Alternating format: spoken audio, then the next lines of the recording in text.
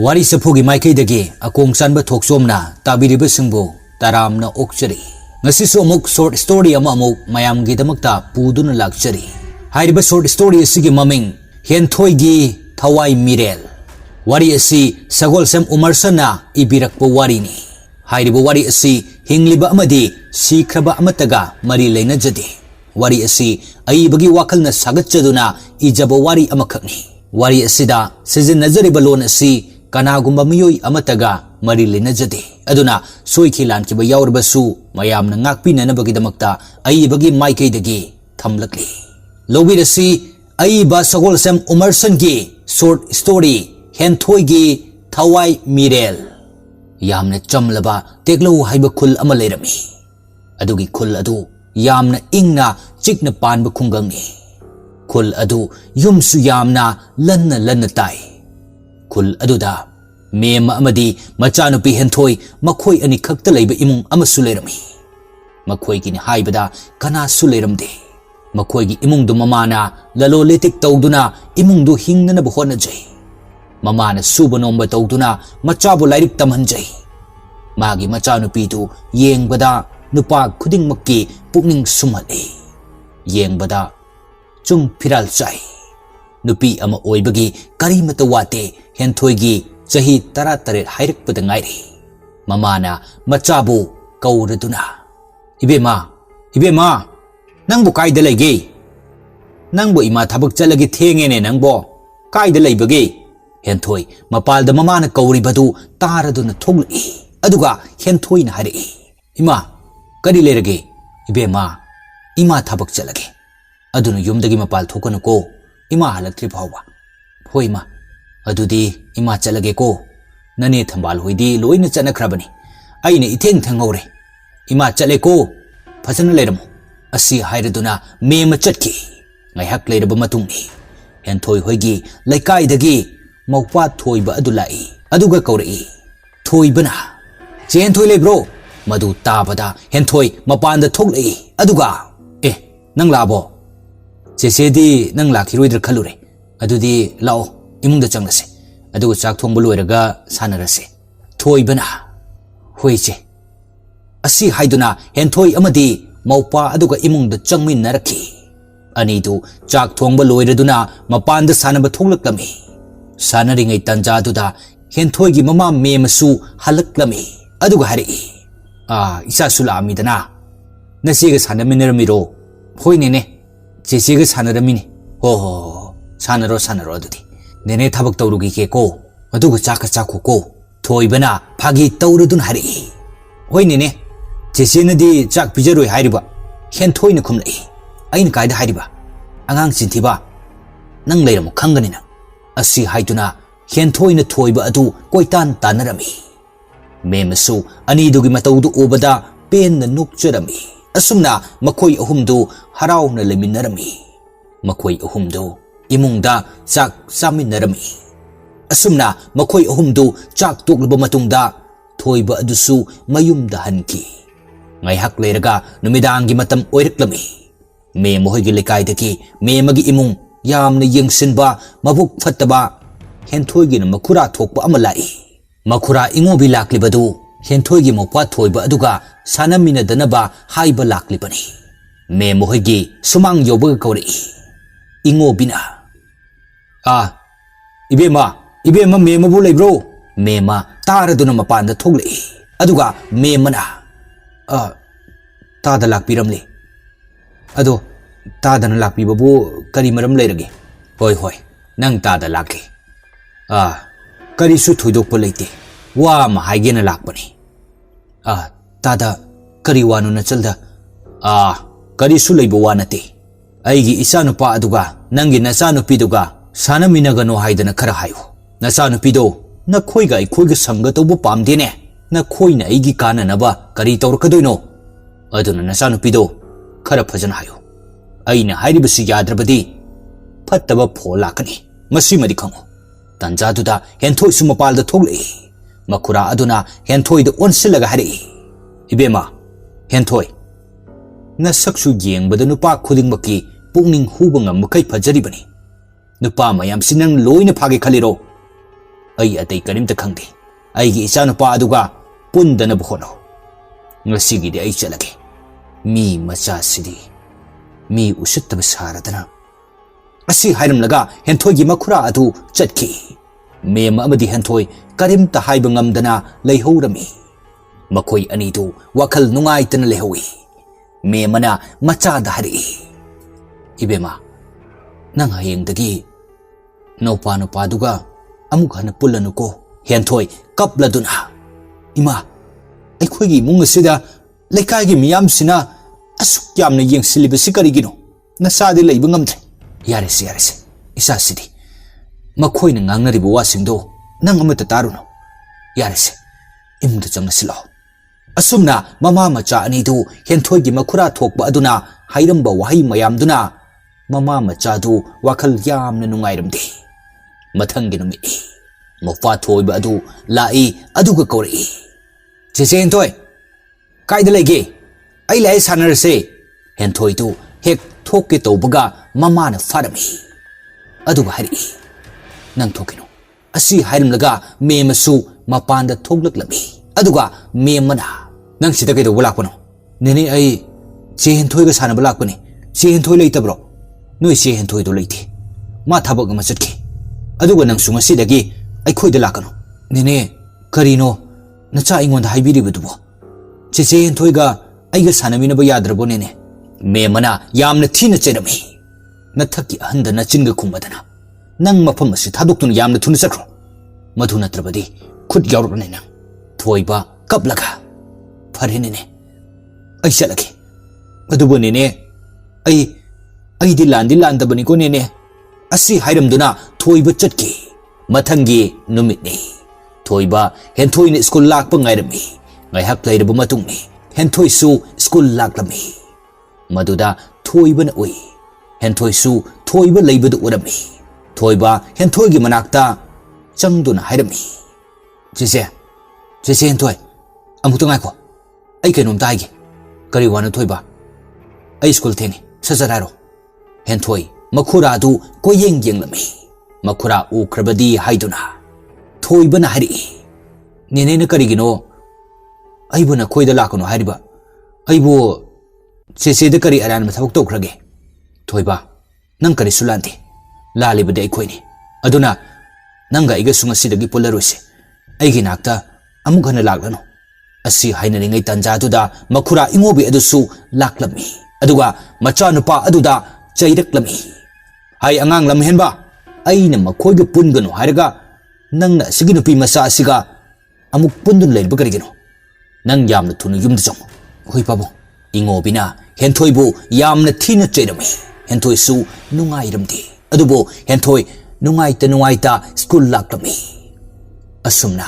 school matam loiraduna mayumda halai mathangi numitni henthoi gi mama du thabak chatki masigi tanjaduda ingobina sinduna nupa makhoi tomba khoimu khaba makhoi ahum changlaklami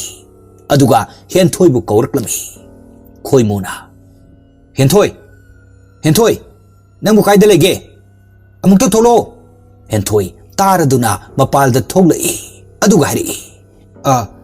kana hangbigadaba khabana henthoi bu longnam tawduna henthoi bu kauthoklamai khabana hari henthoi nogi madu accident thore aduna nang amukta khara thuna chanaba tokse henthoi wadu tabada yamna pakhalami henthoi su prap loisinduna khaba tomba amadi khoimu makhoi mari thoglakpada henthoi bu phaduna puki aduga athapa jaga amada puduna laklami aduga henthoi na hari kaidano noina ibu puri bese aigi imadudi tomba na hai ai khoina nangbu asi haiduna makhoi mayamdu noklami henthoi su pakhatpada loire aibu karigino na khoina phadun puriba aibu imagi nakta thinbiyo khoimu na hai thinbini nangboi khoina yong na ba thinbini asi amuk haiduna makhoi nokminarami makhoi ni henthoi bu thaplaba khul amada puraklami mi tadaba lamni henthoi bu gari manungdagi putharakuna mi su leinadaba yum amada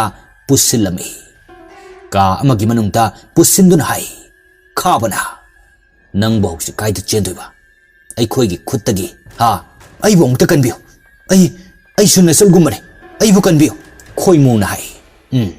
nang bu soi da na kan ga ne khoi na tom ba na nang gi apam ba hai ro ngasi na nang gi numit loi ra bani hian thoi na ai bu yum da thin biu ima na ai bu ngai ram la ni ai bu thadok piyo ai gi kari ira le bu gi no noi na ai bu phari ba kha ba na hai babung ingo binai khoi bu sel pi du na nek le bani nang ai khoi khut chala bani nang bu ai khoi gi apam ba tau bu matam da kana na thingu ngam ngani tom ban hai nang na babung ingo bi gi macha nu pa aduga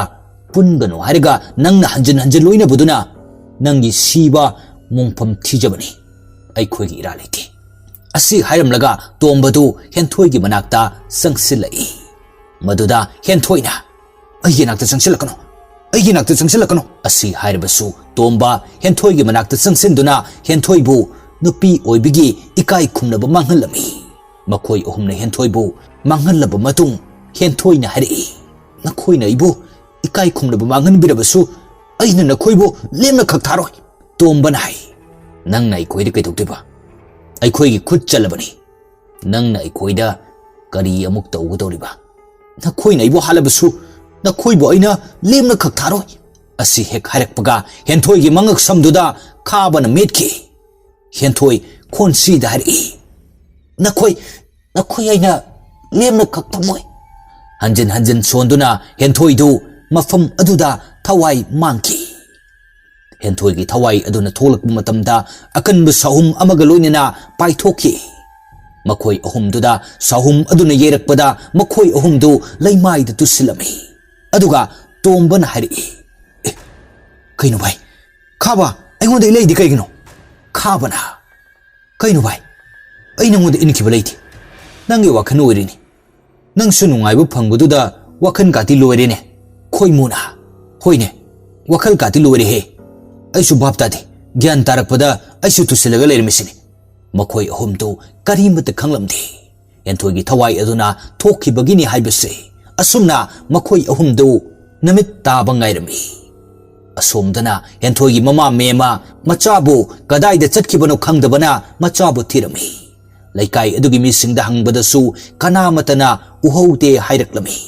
madudagi khul mayam changduna henthoi bu thinarami adubu phangba kauba leiramte maduda laikai gi ahal amana hari mema hayeng ngairasi chen chong libra natraga kari tauribano haibadu ai khoi su khangde aduna hayeng ngairaga yengsi asi haiduna khunja mayam adu mayum da hanaki somdana tomba khaba amadi khoimu numit tarak laduna makhoi ahum du henthoi gi asibak changdu gari manungda hapchinduna puraklami aduga henthoi hoigi khul adugi pukhri mapal amada hundoktuna thamlami aduga makhoi ahum du chatnaki asumna numit tuma hauki mathangi numit ni khul adudagi miyoi amayamna hathu pakhat aduna laglami aduga me mabu kaurkami ine mema leibro mema sutar duna mapal da thonglami aduga ibungo kaidore nangna pakhana lagibadi ine henthoi ine miyoi adu wa haiba ngamlamde maduda memana ha aigi sa henthoi kaidorba ibungo amukta mayik singna hairo henthoi do mamangi bukri achoba adugi mapanda ta duna leirami ha karino haisibo ibungo nangna haribase asengbro masi haiduna mema machagi manak yaunanaba chelaklami machagi asibak changdu ubada mamadu yamna kaplami adubo machagi asibak changdu yengjaba natana kari su tawbadi ngamlamde memana kanana kari tawbaki aigi isa asibu kari maram leibagi damak asuk tamthina hatoklipano karigino ꯑꯩꯈꯣꯏꯒꯤ ꯏꯃꯥ ꯏꯆꯥꯅ ꯅꯈꯣꯏꯗ ꯀꯔꯤ ꯂꯥꯟꯈꯤꯕꯒꯤꯅꯣ ꯑꯁꯤ ꯍꯥꯏꯗꯨꯅ ꯃꯦꯝꯃ ꯄꯦꯟꯅ ꯀꯞꯆꯔꯝꯃꯤ ꯊꯣꯏꯕꯁꯨ ꯃꯆꯦ ꯁꯤꯔꯦ ꯇꯥꯕꯗ ꯂꯥꯛꯏ ꯑꯗꯨꯒ ꯊꯣꯏꯕꯅ ꯅꯦꯅꯦ ꯀꯔꯤꯅꯣ ꯆꯦꯆꯦ ꯍꯦꯟꯊꯣꯏꯅ ꯇꯧꯔꯤꯕ ꯃꯇꯧꯁꯤꯕꯣ ꯅꯦꯅꯦꯒꯤ ꯏꯕꯨꯡꯉꯣ ꯅꯦꯅꯦꯁꯨ ꯈꯪꯗꯦ ꯇꯧꯔꯤꯕ ꯃꯇꯧ ꯑꯁꯦ asumna makhoi mayam changduna henthoi gi asibak changdu lokatuna magi mathau mangam pangthoklami henthoi gi mathau mangam loidaduna mayam adusu mayumda hanaki me masu angau bigum leirami asumna tha animuk haukraba matungni nongmadi henthoi gi thawai adu ingobi hoigi manak khara oirapna maibul amagi matau gumna pairaktuna wapal amagi mukhongda paisanki madu hekta khibaga lai khurumduna leiriba amaiba tolen gi masada akanba sapu amana yeraki tolen mamit pangthoraktuna I karino matau asidi khulasi karino madi soidana tawrakani mathangi numitni ahing tanglo athengbu matamni henthoi gi thawai adu tombagi sumangda thawai adu thoglaklami adubo imungdugi miyoi pumba tumna khiba matamni thawai aduna tombagi yungi thongjal tamna laktuna thong aduda akanba sapu amaga loinena thilaklami imung adugi miyoi pumba loina mikap thoglaklami tombana kanano mapanda thong thilebado asumna hanglakpa aduda thong thilamba adusu tuminna leiki ngaihak leiraga yum adu khaga wanga koising singlakpaduda yuar hare haiduna imung adugi miyoi pumba mapanda loina chenthoknarami makhoi mayam adu mapanda hek thoklakpaga yum adusu tuminna leikre asumna tombagi imungi miyoi pumba kari matongno tawriba sibo haiduna khannarami asumna numit adu hauki nongmagi numit amani numidang pung nipal mapal hairakpa matamni tombadu makhoi kharaga lamhang amada chak chanarami madugi tanja aduda henthoi gi thawai adu lakami mafam adu hek yobaga thabal gi mangalna pungan ngalamba atia adu nong gi mapaina pumam mamsilaklami makhoi mayam adusu hainaraklami kari matongno hojikta thabal na pungan ngalamba atia sibu karino pungum mamsinkhrisina tombana hai hoine hojikta ngalamba atia adubu kari matongno ni tawrisibo mayoi amana amuk hari hoine ta tomba karino tawrisibo aikhoisu prap loisilaga chanaba tawsi adu natrabadi nong tarakpana halani tombana hoine sasa tawrasi loisinaba aduna parani asi hainaringai tancha aduda tombagi hakchang adu miyoi amana thenglakpagum tawraklami tombana tung handuna yenglubada kanasu leiba uramde magi wakhalna oiramgani haiduna khandoklami asumna makhoi mayam adu chak chanaba loiraduna asum lakpada henthoi langthoklamba jaga pokri mapan adu yawraklami mafam adu hek yawrakpaga henthoi gi thawai adu makhoi mayam gi mamangda nupi amagi saktamda fan launa songthorklami maduda mayam adu khangpre khangi aduga amuk thawai adu mangki mayam adu koilei leidun yenglami maduda u amagi masada amuk tongduna leibadu amuk urami madu amuk urabada mayam adu kibana kham thengnakhre aduga makhoi mayam gi mamangda amuk thawai adu chap leblami aduga tombada yamna munna yenglami aduga amuk sumangki madugi matau singdu ubada mayam adusu koichen chenarami maduda henthoi gi thawai aduna tomba tamna paisilai aduga tombagi makhong aduda tap yali tomba adu lengba otpa kari matangam kidre tombana kanna laurmi kana leibage aigi thawai amuk takan biyo asi haiduna yamna kanna laurakpa aduda thawai aduna tombagi machil aduda wa ngangba thokan kidre tomba adu mafam aduda gyan manghanki henthoi gi thawai aduna puduna chatki aduga chingya amagi manakta puki adubo henthoi gi thawai aduna u mathak amada yansinduna tombabu thamlami ngayak leiraga tombadu gyan taraklami mana gyan tarakpa aduda masana leiramliba adu masasu gyan karimata taramde mana koini yenglakpada thawai adu urami aduga tombana hai ai thawai da digan biyo ai karirano nangna ibo mafam sida puriba nakhoi mayamna longnam tawduna miyoibagi midungsi machet amata yawdana nupi oibigi ikai khumnaba manghanbiki maduda sunatana nakhoi ki nungaibu phangba loiraba matungda aibo khauri metun hatok pikiba ai hen thoi gi thawai ni aina na khoi da hai kidra aina na khoi bo lem na khak tharoi hai ki bodo madu da na khoi na ai bo thaja ki da bodo ngasi di nangi numit sure masi hai tuna thawai adu yam na kan na nok naga thawai adu ngai hak tang mangki aduga tombagi tungda fat amuk thoglei aduga tombagi nangalda thawai adugi khujil aduna I tana bu kholei tomba adu masala chaina phaurak padagi yamna kan laurami thawai adu amuk tombagi mamangda leptun lerami aduga hairi aina nangbo halairoi ot payaba ot kini aduga nangbu aina hatkani masi haituna amuksu khek na launa noktuna amuk mangki tomba kiba hemen kibana masa adu cheng khaibugumna ni thawai adu amuksu tombagi mamangda leptuna tombagi masa pumba loina kholami tombagi hakchang pumba ihing na hing tana masa pumba I tana yomle asom tana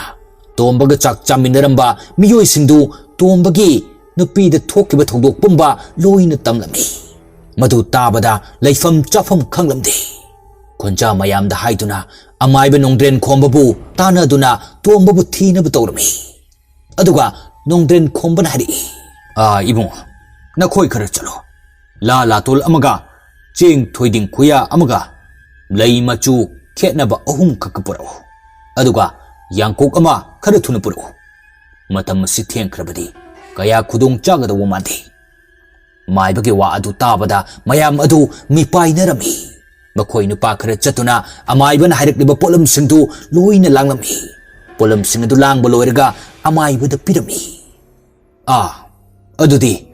nakhoi aina leiriba mafam asidagi khajiktang chathu ai lai khurumge aduga ibe matombagi loinabi adubuna masa pumba phi amubotana masa pumba set kadabani housingmak madu natrabadi yaroi amaibana hairakpagi matung inna tombagi nupi adu masa pumba phi amubotana selami phi set paloidaduna nongdren khomba lai khurumba hauraklami asomdasu thawai aduna tombabu hatnanaba tawringai tanja aduda nongdren khombana tawrukliba thabak singtu thawai aduna fauraklami magi thabakta kanagumba amana ayet papiba horak laibasi henthoigi thawai aduna khanglami aduna tombabu hatnaba tawrami tombana henthoibu hatkiba mihat aduga chap manana tombabu makhori metun halami tombasu lauba ngamkide asumna tomba mafam aduda thawai adumak mangki thawai aduna tombagi sibakchang adu puduna laklaga henthoibu langthok lamba pukri mapal aduda langthok lami asomdana amaiba nongdren khombana lai khurumba adu tomba kadaida lei haiduna yengbada yakidre amaiba aduna mamit hek pangthorakpada magi mamangda thalamba candle adu fat mutki maduda nongdren khombana tomba adu lei khidra haiba khangba ngamki aduga nongdren khombana hari masigi thongdok asidi yamna sunungaite tomba adu lei khidre aina su kanba ngamhodre mabu thawai amana puduna chatkibana aigi su upai leitabani miyoi amana adudi asibak sang adudi kadai de leramgani osamaiba tombagi nupina amuk hari osana asibak sang adubu amukti yengbi oja hoi nangi oja amukti yenge adudi asi haiduna amaiba adu mamit usilami aduga machinda lairon sonba hori aduga hari makha pangna chatga leiba pokri achauba amagi manakta thawai aduna langthoktuna thamlamne aduna nakhoi khara chatuna asiba adubu laukaduro makhoi nupa khara chatuna asiba chang adubu laukatuna tombabu makhoi mayam changduna magi mathong mangam pangthoklami amaiba dusu yaurami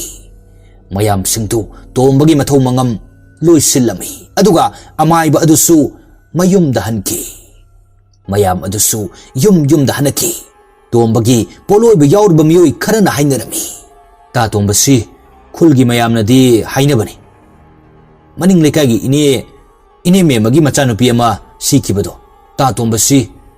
mayamnadi yamna chinglekibani adubu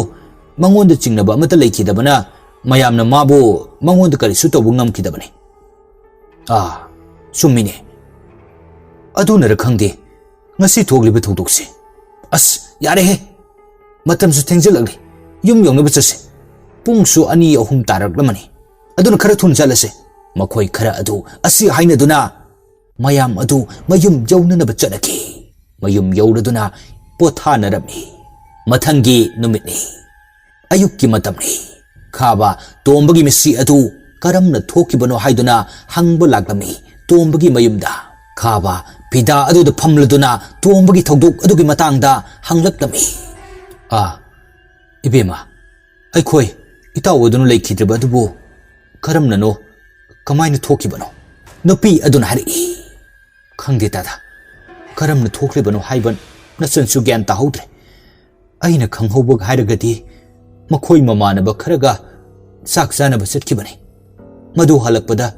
ꯊꯣꯛꯈꯤꯕ ꯊꯧꯗꯣꯛꯅꯤ ꯈꯥꯕꯅ ꯍꯥꯏ ꯑꯗꯨꯕꯨ ꯃꯈꯣꯏ ꯀꯅꯥꯝꯇꯅ ꯀꯟꯕ ꯉꯝꯍꯧꯗ꯭ꯔꯦ ꯗꯥꯗꯥ ꯃꯈꯣꯏꯁꯨ ꯒ꯭ꯌꯥꯟ ꯇꯥꯅꯍꯧꯗ꯭ꯔꯦ ꯑꯗꯨꯅ ꯃꯈꯣꯏꯁꯨ ꯒ꯭ꯌꯥꯟ ꯇꯥꯔꯛꯄꯗ ꯃꯥ ꯂꯩꯔꯝꯗꯕꯗꯒꯤ ꯃꯈꯣꯏ ꯃꯌꯥꯝ ꯆꯪꯗꯨꯅ ꯊꯤꯕ ꯌꯥꯕ ꯊꯤꯔꯕꯁꯨ ꯐꯪꯈꯤꯗ꯭ꯔꯦ ꯈꯥꯕꯅ ꯍꯥꯏ ꯀꯔꯝꯅ ꯊꯣꯛꯈꯤꯕꯅꯣꯁꯨ ꯈꯪꯍꯧꯗ꯭ꯔꯕ ꯇꯧꯔꯤꯁꯦ ꯑꯣꯟꯊꯣꯛꯄꯅꯤꯗ ꯑꯗꯨ ꯅꯈꯣꯏꯕꯨ ꯑꯃꯥꯏꯕ ꯇꯥꯟꯅꯍꯧꯗ꯭ꯔꯣ ꯅꯨꯄꯤ ꯑꯗꯨꯅ ꯇꯥꯟꯅꯍꯧꯏ ꯑꯃꯥꯏꯕ ꯅꯣꯡꯗ꯭ꯔꯦꯟ ꯈꯣꯝꯕ ꯃꯥꯅ ꯌꯦꯡꯍꯟꯕ ꯃꯇꯝꯗ ꯀꯟꯕ ꯉꯝꯍꯧꯗ꯭ꯔꯦ ꯅꯨꯄꯤ ꯑꯗꯨꯅ ꯈꯥꯕꯗ ꯊꯣꯛꯈꯤꯕ ꯊꯧꯗꯣꯛ ꯄꯨꯝꯕ ꯂꯣꯏꯅ ꯂꯤꯔꯝꯃꯤ ꯋꯥꯔꯤ ꯁꯥꯟꯅꯕ ꯂꯣꯏꯔꯗꯨꯅ ꯈꯥꯕꯁꯨ ꯃꯌꯨꯝꯗ ꯍꯜꯂꯛꯂꯝꯃꯤ ꯑꯗꯨꯒ ꯃꯍꯥꯛꯁꯨ ꯄꯣꯊꯥꯔꯝꯃꯤ ꯅꯨꯃꯤꯠ ꯑꯗꯨꯒꯤ ꯅꯨꯃꯤꯗꯥꯡ ꯋꯥꯏꯔꯝꯅꯤ ꯈꯥꯕ ꯃꯄꯥꯟꯗ ꯍꯪꯆꯤꯠ ꯂꯥꯡꯂꯝꯃꯤ ꯀꯥꯂꯦꯟꯒꯤ ꯃꯇꯝꯒ ꯑꯣꯏꯕꯒ ꯂꯥꯏꯇꯤꯟ ꯃꯊꯤ ꯐꯣꯡꯕ ꯃꯇꯝꯒ ꯑꯣꯏꯕꯒ ꯈꯥꯕ ꯃꯄꯥꯟꯗ ꯍꯪꯆꯤꯠ ꯂꯥꯡꯂꯤꯉꯩ ꯇꯟꯖꯥ ꯑꯗꯨꯗ ꯈꯥꯕ ꯍꯣꯏꯒꯤ ꯀꯣꯟꯊꯣꯡ ꯃꯄꯥ ꯑꯗꯨꯗ ꯅꯨꯄꯤ ꯑꯃ ꯂꯦꯞꯄꯒꯨꯝ ꯈꯥꯕꯒꯤ ꯃꯃꯤꯠꯇ ꯎꯔꯝꯃꯤ ꯈꯥꯕꯁꯨ ꯃꯈꯣꯏ ꯂꯩꯀꯥꯏꯒꯤ ꯑꯉꯥꯡꯁꯤꯡ ꯑꯣꯏꯔꯕꯣꯏ ꯈꯟꯗꯨꯅ ꯍꯥꯏꯔꯛꯂꯝꯃꯤ ꯍꯥꯏ ꯑꯗꯨꯗ ꯂꯦꯞꯂꯤꯕꯗꯨ ꯀꯅꯥꯅꯣ ꯑꯗ ꯀꯩꯗꯧꯔꯤꯕꯅꯣ ꯅꯌꯨꯝꯗ ꯂꯩꯕ ꯌꯥꯗꯕ꯭ꯔꯥ ꯅꯃꯥ ꯅꯄꯥꯅ ꯋꯥꯔꯛꯇꯕ ꯁꯥꯔꯗꯅ ꯆꯠꯂꯣ ꯅꯌꯨꯝꯗ ꯂꯩꯔꯨꯁꯣ ꯈꯥꯕꯁꯨ ꯍꯦꯟꯊꯣꯏꯒꯤ ꯊꯋꯥꯏ ꯑꯗꯨꯅꯤ ꯈꯪꯗꯕꯅꯤꯅ ꯋꯥꯍꯩꯁꯤꯡ ꯑꯗꯨ ꯍꯥꯏꯔꯛꯂꯤꯕꯅꯤ ꯊꯋꯥꯏ ꯑꯗꯨꯅ ꯌꯥꯝꯅ ꯃꯃꯤꯠ ꯈꯥꯅ ꯌꯦꯡꯂꯝꯂꯒ ꯐꯠ ꯃꯥꯡꯈꯤ ꯈꯥꯕ ꯑꯗꯨ ꯑꯉꯥꯡ ꯑꯗꯨꯗ ꯌꯦꯡꯗꯨꯅ ꯂꯩꯔꯝꯕꯗꯨ ꯑꯉꯥꯡ ꯑꯗꯨ ꯐꯠ ꯃꯥꯡꯈꯤꯕꯗꯨꯗ ꯃꯥꯁꯨ ꯉꯛꯂꯝꯃꯤ ꯃꯊꯟꯇ ꯁꯣꯟꯖꯩ ꯀꯔꯤꯅꯣ ꯍꯧꯖꯤꯛꯀꯤ ꯃꯇꯧꯗꯨꯗꯤ ꯍꯧꯖꯤꯛꯇ ꯑꯩꯒꯤ ꯃꯥꯡꯗ ꯂꯩꯔꯝꯕ ꯑꯉꯥꯡ ꯑꯗꯨꯕꯨ ꯀꯗꯣꯝ ꯆꯠꯈ꯭ꯔꯦ ꯑꯣꯟꯊꯣꯛꯅ ꯊꯨꯅ ꯈꯥꯕ ꯑꯗꯨ ꯐꯨꯛ ꯍꯧꯒꯠꯇꯨꯅ ꯏꯃꯨꯡꯗ ꯆꯪꯒꯦ ꯍꯦꯛ ꯇꯧꯕꯒ ꯇꯨꯡꯗꯒꯤ ꯊꯋꯥꯏ ꯑꯗꯨꯅ ꯀꯧꯔꯛꯏ ꯇꯥ ꯈꯥꯕ ꯅꯆꯟꯕꯨ ꯀꯥꯎꯔꯕ꯭ꯔꯣ ꯑꯩꯅꯦ ꯑꯁꯤ ꯍꯥꯏꯗꯨꯅ ꯀꯧꯔꯛꯄ ꯑꯗꯨꯗ ꯈꯥꯕ ꯆꯠꯂꯝꯕꯗꯒꯤ ꯂꯦꯞꯇꯨꯅ ꯇꯨꯡ ꯍꯟꯗꯨꯅ ꯌꯦꯡꯂꯨꯕꯗ ihin na hing tanangai ba masa pumba khabada makok chepthaduni yengdun lerambadu ubada khaba masa pumba kibana thak thak niglami machil adusu lawba kari matangam kidre masa pumba lengbo otpa ngam kidre thawai aduna khaba bu puduna khudak ta chatki asomtana khaba gi nupi leima aduna magi mapuroiba adu mapandaki changlaktre haiduna kouba thonglakami aduda mapanda leiramdaba aduda leimasu kadaida chatkhrbano haiduna imungda amuk changki pung 10 mukta silaklabada mapuroiba adu halak mandabadagi thiba thonglakami yumthangnaba singda hanglami magi nupa adubu lakpara haiduna hanglami adubu lakte loina hainaraklami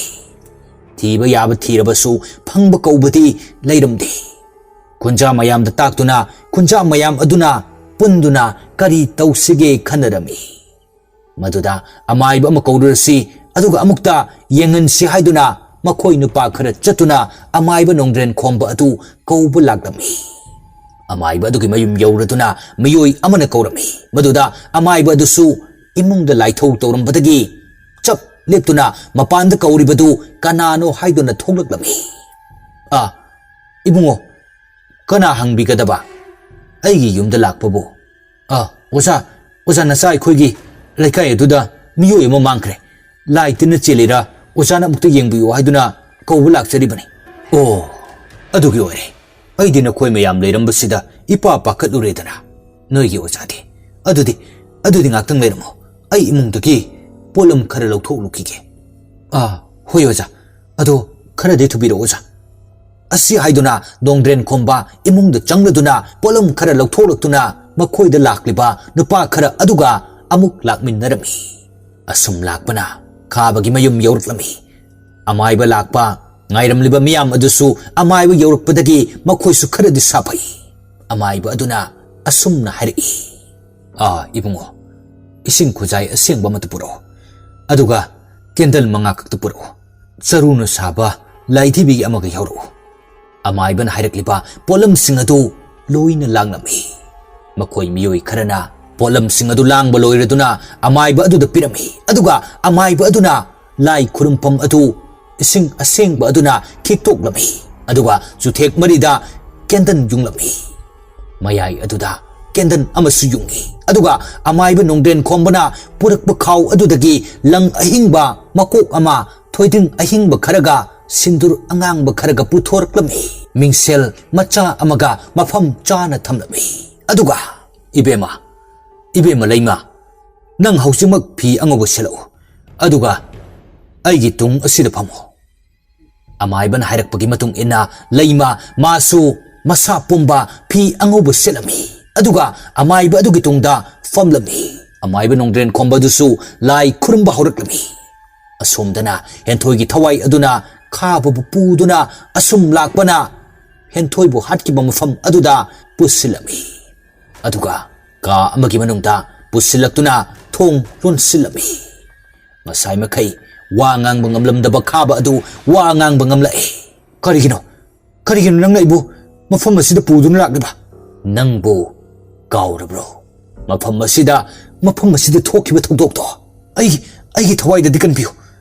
ꯑꯩꯒꯤ ꯀꯔꯤ ꯏꯔꯥꯜꯅꯣ ꯅꯪꯅ ꯑꯩꯕꯨ ꯐꯥꯗꯨꯅ ꯄꯨꯔꯛꯂꯤꯕ ꯅꯈꯣꯏꯅ ꯃꯇꯝ ꯑꯗꯨꯗ ꯑꯩꯅ ꯅꯈꯣꯏꯗ ꯑꯩꯕꯨ ꯑꯃꯨꯛꯇ ꯀꯟꯕꯤꯌꯨ ꯍꯥꯏꯕ ꯃꯇꯝꯗ ꯅꯈꯣꯏꯅ ꯑꯩꯕꯨ ꯀꯟꯕꯤꯈꯤꯕ꯭ꯔꯥ ꯅꯈꯣꯏ ꯑꯍꯨꯝꯅ ꯇꯥꯁꯤꯟꯅꯗꯕ ꯁꯥꯗꯨꯅ ꯑꯩꯕꯨ ꯍꯥꯠꯇꯣꯛꯄꯤꯈꯤꯕ ꯅꯠꯇ꯭ꯔꯥ ꯑꯗꯨꯅ ꯅꯪꯕꯨꯁꯨ ꯑꯩꯅ ꯊꯋꯥꯏ ꯂꯧꯒꯅꯤ ꯃꯁꯤ ꯍꯥꯏꯗꯨꯅ ꯊꯋꯥꯏ ꯑꯗꯨ ꯈꯦꯛꯅ ꯂꯥꯎ ꯅꯣꯛꯇꯨꯅ ꯃꯥꯡꯈꯤ ꯑꯗꯨꯒ ꯇꯣꯝꯕꯒꯤ ꯃꯤꯍꯥꯠ ꯑꯗꯨꯒ ꯆꯞ ꯃꯥꯟꯅꯅ ꯍꯥꯠꯅꯕ ꯇꯧꯔꯝꯃꯤ ꯑꯁꯨꯝ ꯇꯧꯔꯤꯉꯩ ꯇꯟꯖꯥ ꯑꯗꯨꯗ ꯑꯃꯥꯏꯕ ꯅꯣꯡꯗ꯭ꯔꯦꯟ ꯈꯣꯝꯕꯅ ꯂꯥꯏ ꯈꯨꯔꯨꯝꯗꯨꯅ ꯍꯦꯟꯊꯣꯏꯒꯤ ꯊꯋꯥꯏ ꯑꯗꯨ ꯀꯧꯔꯝꯃꯤ ꯆꯔꯨꯅ ꯁꯥꯕ ꯂꯥꯏꯙꯤꯕꯤ ꯑꯗꯨꯗ ꯊꯣꯏꯗꯤꯡ ꯃꯔꯨ ꯑꯗꯨ ꯍꯦꯛ ꯆꯥꯏꯁꯤꯜꯂꯛꯄ ꯑꯗꯨꯗ ꯊꯋꯥꯏ ꯑꯗꯨ ꯂꯩꯐꯝ ꯆꯥꯐꯝ ꯈꯪꯂꯝꯗꯦ ꯑꯗꯨꯒ ꯍꯦꯟꯊꯣꯏꯒꯤ ꯊꯋꯥꯏ ꯑꯗꯨꯕꯨ ꯅꯣꯡꯗ꯭ꯔꯦꯟ ꯈꯣꯝꯕꯒꯤ ꯃꯅꯥꯛꯇ ꯂꯥꯛꯂꯝꯃꯤ ꯑꯗꯨꯒ ꯑꯃꯥꯏꯕ ꯑꯗꯨꯒꯤ ꯃꯃꯥꯡ ꯑꯗꯨꯗ ꯐꯝꯄ꯭ꯔꯦꯛꯅꯅ ꯐꯝꯂꯛꯏ ꯃꯌꯥꯝ ꯑꯗꯨ ꯀꯤꯕꯅ ꯃꯁꯥ ꯄꯨꯝꯕ ꯂꯣꯏꯅ ꯅꯤꯛꯅꯔꯝꯃꯤ ꯂꯩꯃꯗꯤ ꯈꯨꯗꯛꯇ ꯋꯥꯟꯊꯈꯤ ꯑꯃꯥꯏꯕ ꯑꯗꯨꯁꯨ ꯈꯪꯂꯝꯃꯤ ꯑꯗꯨꯕꯨ ꯈꯪꯗꯕ ꯁꯥꯗꯨꯅ ꯍꯪꯂꯛꯏ ꯍꯦ ꯊꯋꯥꯏ ꯅꯪꯅ ꯀꯔꯤꯒꯤꯅꯣ ꯇꯥꯏꯕꯪ ꯃꯤꯗ ꯑꯁꯨꯛ ꯌꯥꯝꯅ ꯑꯣꯜꯂꯤꯕ ꯅꯪꯒꯤ ꯀꯔꯤ ꯅꯅꯤꯡ ꯊꯨꯡꯗꯕ ꯂꯩꯕꯒꯤꯅꯣ ꯅꯪꯅ ꯍꯦꯛ ꯑꯩꯈꯣꯏ ꯈꯨꯜ ꯑꯁꯤꯗ ꯂꯥꯛꯄ ꯑꯗꯨ ꯑꯩ ꯏꯁꯥꯗ ꯁꯥꯎꯍꯨꯝ ꯐꯥꯎꯈꯤ ꯑꯗꯨꯕꯨ ꯑꯩꯅ ꯀꯔꯤꯁꯨ ꯇꯧꯔꯛꯂꯣꯏ ꯈꯜꯂꯨꯕꯅꯤ ꯑꯩꯅ ꯂꯥꯟꯕ ꯇꯥꯔꯝꯂꯦ ꯍꯥꯏꯌꯨ ꯅꯪꯒꯤ ꯀꯔꯤ ꯄꯦꯟꯗꯕ ꯂꯩꯕꯒꯤꯅꯣ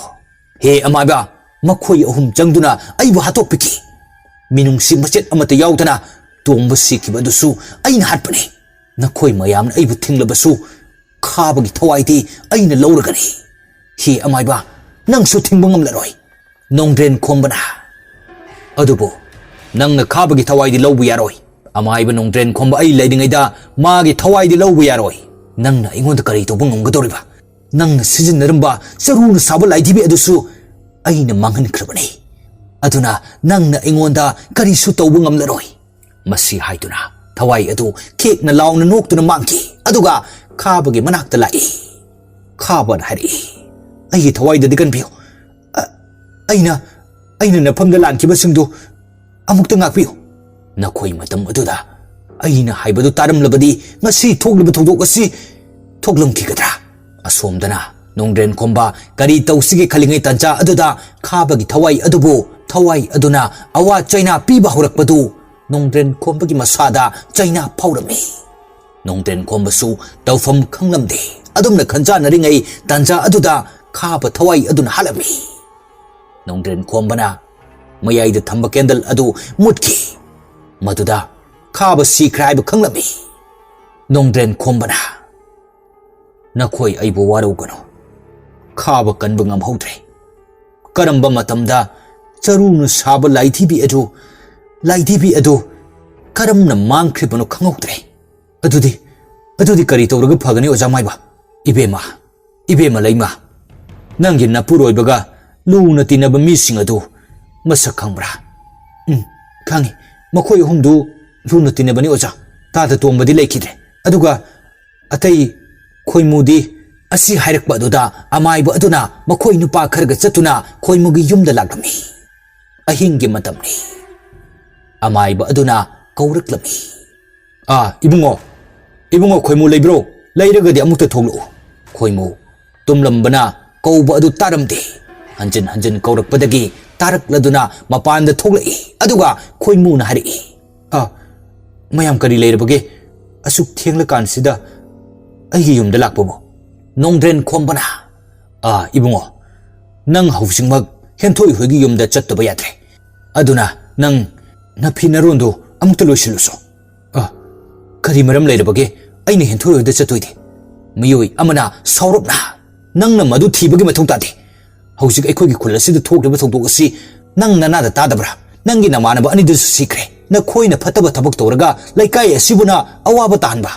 मयाम चंगदुना खोइमुबु फादुना पुरगा हेंथोई होगी सुमांगदा फमहलमी युम अदु